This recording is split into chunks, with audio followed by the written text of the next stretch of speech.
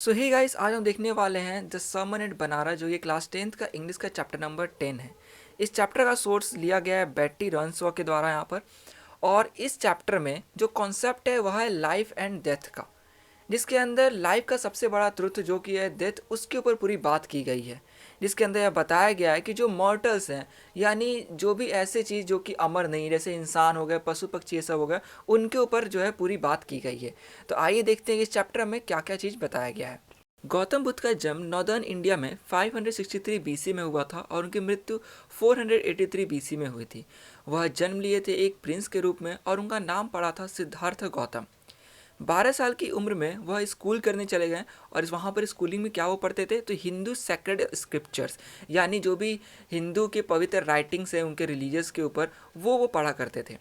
4 साल तक वो स्कूल गए। उसके बाद वो घर जब आ गए तो उनकी शादी कर दी गई एक प्रिंसेस से, और फिर उनका एक बेटा होता है जो कि यह राजकुमार थे, इसलिए रॉयल्टी में यानी शानो शौकत से रहा करते थे। और इसलिए दुनिया की जितनी भी सफरिंग से यानी कष्ट है उन सब से बचे हुए थे, क्योंकि राजाओं को जो चाहिए रहता है लगभग सब मिल जाता है। 10 साल तक लगभग वो वैसा ही रहते हैं, लेकिन जैसे ही वो 25 साल के हो जाते हैं तब वो देखते हैं एक बीमार आदमी को, फिर एक बूढ़े आदमी को, इसी तरह एक देखते हैं कि कैसे एक आदमी मरा रहता है तो उसकी जो मरने बाद जो प्रक्रिया होती है, जैसे उसको जलाना वगैरह, वो सब वो देख रहे होते हैं। और तब वो देखते हैं लास्ट में कि एक मॉन्क यानी जो भिक्षा मांगने वाले होते हैं, वो यहाँ वहाँ घूम के भिक्षा मांग रहे थे। वह इन सब चीज़ों से बहुत दुखी हुए, इसलिए उन्होंने सारे सुख को त्याग दिया और मानो ही खुद बैगर बन गए और चले गए स्पिरिचुअल नॉलेज की तलाश में। स्पिरिचुअल नॉलेज का अर्थ हुआ कि खुद को पहचानना, अपने आप को अच्छी तरीके से जानना। फिर गौतम बुद्ध लगभग 7 साल तक यहाँ वहाँ भटकते रहे इन सब चीज़ों को जानने के लिए कि आखिर उनका अस्तित्व क्यों है। फिर एक दिन वो एक पीपल के पेड़ के नीचे बैठ जाते हैं और कसम खाते हैं कि जब तक वो खुद को नहीं पहचान जाएंगे, मतलब जब तक वो स्पिरिचुअल नॉलेज गेन नहीं कर लेंगे, तब तक वो वहाँ से कहीं भी नहीं जाएंगे। 7 दिन बाद जब वो एनलाइटेंड हो जाते हैं, यानी जब उन्हें अंडरस्टैंडिंग हो जाती है स्पिरिचुअल नॉलेज की, तब उस पेड़ का नाम बोधि ट्री रख देते हैं, यानी ट्री ऑफ विजडम। उसके बाद वह इस चीज़ को टीच करना, मतलब जो उन्हें न्यू अंडरस्टैंडिंग प्राप्त हुई रहती है उसको वो टीच करना शुरू करते हैं। और उस पॉइंट के बाद से वह जाने जाते हैं बुद्धा, यानी हिंदी में बुद्ध कहते हैं इन्हें। इसका अर्थ हुआ अवेकेंड या द एनलाइटेंड। इन्होंने अपना सबसे पहला सरमन, सरमन का अर्थ हुआ कुछ रिलीजियस या फिर जो मोरल बातें होती है, उसको प्रीच किया था। प्रीच मतलब हुआ लोगों में प्रचार किया था बनारस में, वो भी गंगा नदी के किनारे। और इनके इस सरमन को प्रिजर्व कर लिया गया है, जो कि हमें यहाँ पर दिया गया है। यह रिफ्लेक्ट करता है या दिखाता है बुद्धा के विजडम को, यानी इनके नॉलेज को। वो किस पर, तो वो है एक इनस्क्रूटेबल, यानी एक अनएंडिंग, जिसे हम समझ नहीं सकते ऐसे काइंड ऑफ सफरिंग को, यानी ह्यूमन लाइफ में जो भी कष्ट होते हैं उसके ऊपर है। इसमें बताया गया है कि किसा गौतमी का सिर्फ एक बेटा था जो कि मर गया। अपने सही पड़ोसी से कहती है इसे जिंदा कर देने के लिए और इसके लिए दवाई देने के लिए, लेकिन लोग अब इसे बोलते हैं कि यह पागल हो गई है। लास्ट में वह मिलती है एक व्यक्ति से, जिससे यह बोलती है कि उसे दवाई चाहिए, लेकिन वह व्यक्ति बोलता है कि वो दवाई तो नहीं दे सकता, लेकिन वो एक फिजिशियन यानी एक डॉक्टर को जानता है जो कि हाँ इसके लिए दवाई दे सकता है, मतलब इसका इलाज कर सकता है। वह बोलती है कौन है, उसके बारे में बताइए। वह बोलते हैं कि आपको जाना होगा सक्या मुनि, सक्या मुनि द बुद्धा। सक्या मुनि एक रिलीजन या आप उसको कास्ट कह सकते हो। वह जाती है और बोलती है कि आप जो है मेरे बेटे को ठीक कर दीजिए। बुद्धा उसे बोलते हैं कि ठीक है, मैं उसे ठीक कर दूंगा, लेकिन तुम्हें जो है एक मुट्ठी हैंडफुल जो है लेके आना होगा मस्टर्ड सीड, यानी सरसों के जो बीज होते हैं वो।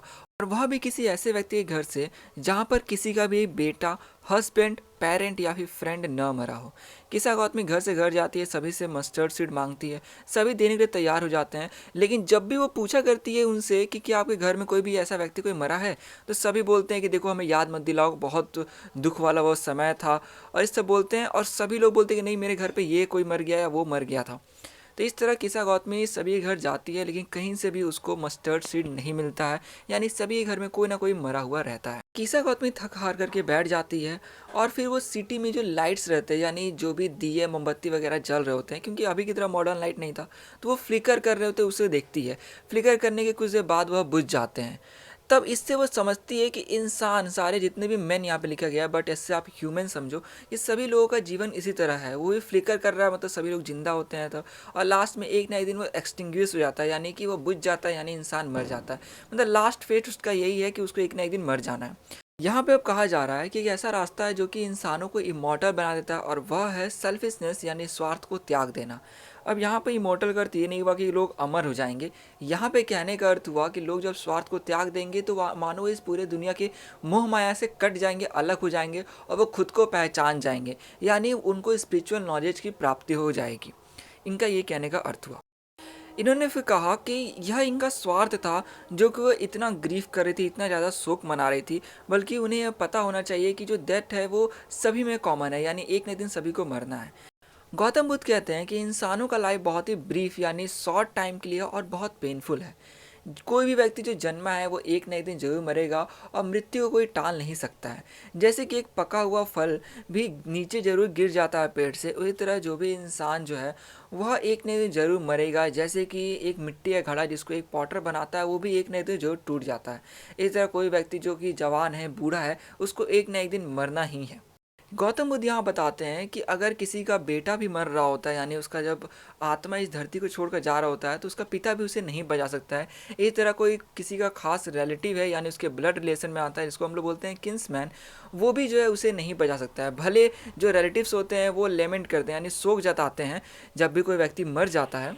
इसी पे कहते हैं कि एक एक करके सारे मॉर्टल्स इस दुनिया से चले जाते हैं। यहाँ पे देखो इन्होंने जो भी बात की वो सब मॉर्टल्स के ऊपर है। जैसे इसमें सिर्फ हमने ह्यूमंस का भी एग्जांपल लिया था, यहाँ पे यह बताते हैं जैसे ऑक्स है उसको भी स्लॉटर कर दिया था, मतलब उसको मार दिया जाता है, या फिर अगर मान लो खुद भी मर जाता है तब भी वह इस दुनिया को छोड़कर चला गया।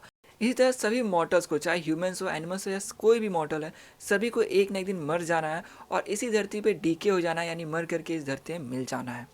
इसलिए कहते हैं कि किसी भी समझदार आदमी को कभी ग्रीफ नहीं करना चाहिए, यानी शोक या दुख नहीं मनाना चाहिए, क्योंकि वह इस सच्चाई को जानते हैं। जो भी व्यक्ति अपने दिमाग से शांत रहना चाहता है वह रो करके या ग्रीफ करके शांत नहीं रह पाएगा, क्योंकि यह जो है उसके दर्द को और ज़्यादा बढ़ा देंगे और उस दुख दर्द से वह उसका खुद का बॉडी सफ़र करेगा। क्योंकि जो आदमी मर चुका है वो तो आपके इस सौरों से यानी या दुख प्रकट करने से जिंदा नहीं होने वाला है। इसलिए गौतम बुद्ध कहते हैं कि जो भी व्यक्ति अपने इस लेमेंटेशन यानी इस शोक को और ग्रीफ यानी इस दुख को निकाल फेंकता है, वही व्यक्ति जो है दिमाग की यानी पीस ऑफ माइंड पा पाता है और वही व्यक्ति कंपोज्ड हो पाता है। कंपोज्ड का अर्थ हुआ यानी अपने फीलिंग्स को कंट्रोल में रख पाना, शांत रह पाना। और ऐसा व्यक्ति जो कि अपने इस सौरों को, इस दुख को ओवरकम कर देता है, वही इस दुख से फ्री हो पाता है और ब्लेस्ड हो जाता है। यहाँ पे ब्लेस्ड का मतलब हुआ कि समृद्ध हो जाना, सुखी हो जाना। तो ये था गौतम बुद्ध के बारे में, जिसमें हमने देखा कि कैसे इनका ये सफ़र शुरू हुआ, कैसे उन्होंने फिर स्पिरिचुअल अंडरस्टैंडिंग की और लोगों में फिर उसका जो ज्ञान था वो सब दिया, उनको अंडरस्टैंडिंग जो उनकी थी वो उन्होंने बताई। और एग्जाम्पल में हमने देखा किसा गौतमी के बारे में। तो आशा करूँ आपको वीडियो अच्छी लगी हो। वीडियो अच्छी लगी तो प्लीज़ लाइक कर दे दोस्तों, शेयर कर दे और चैनल को सब्सक्राइब करना बिल्कुल भी ना भूलें। और जाने से पहले जरूर बता के जाएँ कि आपको इसका बेस्ट पार्ट कौन सा लगा। तो मिलते हैं अब नेक्स्ट वीडियो में।